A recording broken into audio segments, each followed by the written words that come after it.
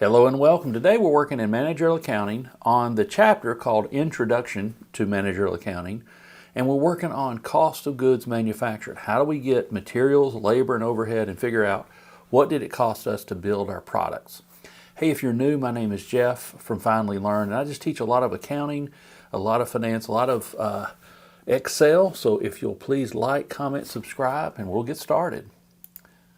So here we have the second problem where we're working on cost of goods manufactured with the following information. And we have lots of things we could ask for: total overhead costs, total manufacturing costs, work in process, and cost of goods manufactured. Well, here's the trick. It all is included in this cost of goods manufactured. Now, one thing we've done is let's think about where we are.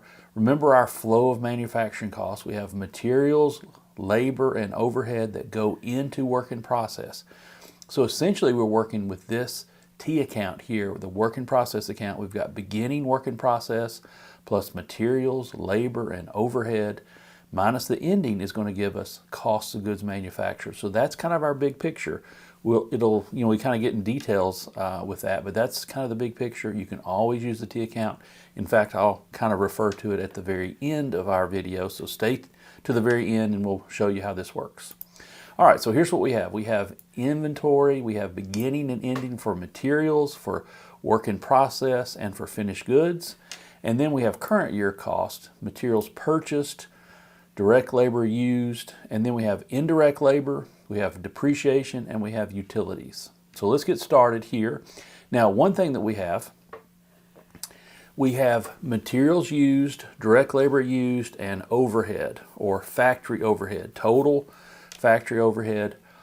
Here we did a video, just the previous video in this playlist, we did a solution and we did that our total materials used is 141,400. So I'm not going to go over that again. You can watch that previous video.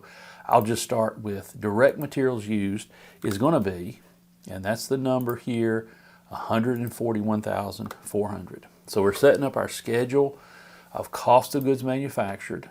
In fact, let me put some dollar signs and do 0 decimal places. So direct materials used is 141,400. And then labor, direct labor used is going to be this $97,000 number. Okay, now, what is overhead? Manufacturing overhead or factory overhead or just overhead?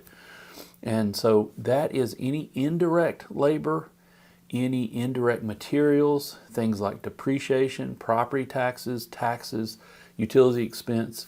So we have several the overhead numbers, including depreciation. So here's what we're going to do. We're going to add the indirect labor plus the depreciation plus the utilities. All that's going to be our overhead. Okay, so we could label this total overhead. Total MOH for manufacturing overhead, total FOH for factory overhead. All that means the same thing. So what we have is in fact, at our very beginning, what's our total overhead cost? Well, the total overhead cost is $46,200. Now, if we add up the materials, labor, and overhead, that's going to be called our total manufacturing cost.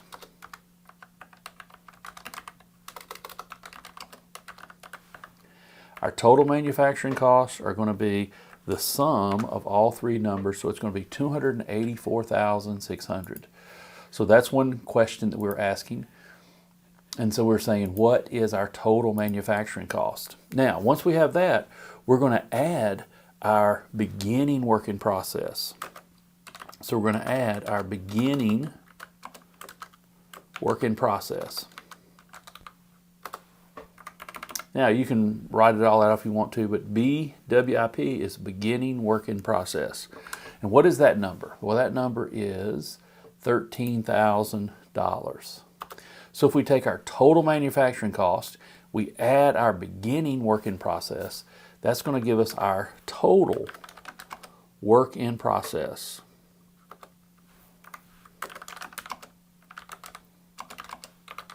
Now I can abbreviate that as WIP. Here I just typed it out, so no problems here. So what is our total work in process? Well, it's going to be the 284 plus the 13,000.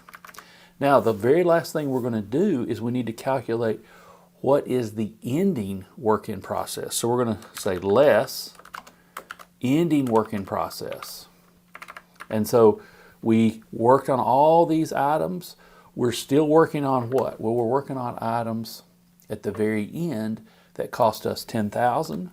So that means what? We have total that we finished, and we call it what? Cost of goods manufactured. So we say cost of goods manufactured is going to be 297 minus the 10,000. So that's our answer. And we'll go back and look at our question at the very top to make sure we've answered everything. So cost of goods manufactured for this problem is 287,600. That's what it costs to finish our products. So let's go back and see what we know. It asks for total overhead cost. Total overhead is 46,000, because that's a number we didn't know directly. It asks for total manufacturing cost, which is 284,600. And then it said, what is the total work in process?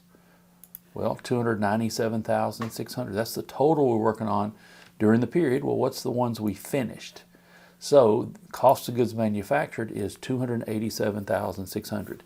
This could also be called cost of finished goods. This is what it took to finish our products that we're working on.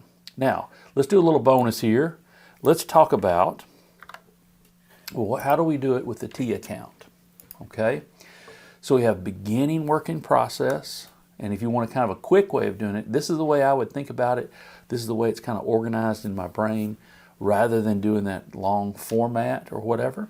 So beginning work in process is going to be what? 13,000. And then we're going to add materials. Well, our materials used is 141,400. Our direct labor used is 97,000. Our overhead is going to be 46,000.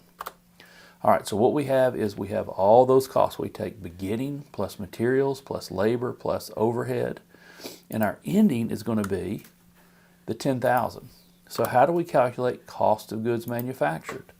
Well, it's going to be the 13 plus the 141 plus the 97 plus the 46,200 minus the 10,000. Well, that's going to give us the same number we have up here of 287,600. So calculating cost of goods manufactured, by the way, we send that to finished goods. Let's look at our flow of cost. Whatever we finish in work in process, we send to the finished goods account. And then we have a beginning balance of finished goods, an ending balance of finished goods. Then when we sell it, it becomes cost of goods sold. So you're familiar with cost of goods sold, but cost of goods manufactured is the cost of the products that we finish before we can sell them. So that's how you do this problem on cost of goods manufactured. So thanks for watching, and we'll see you on the next video.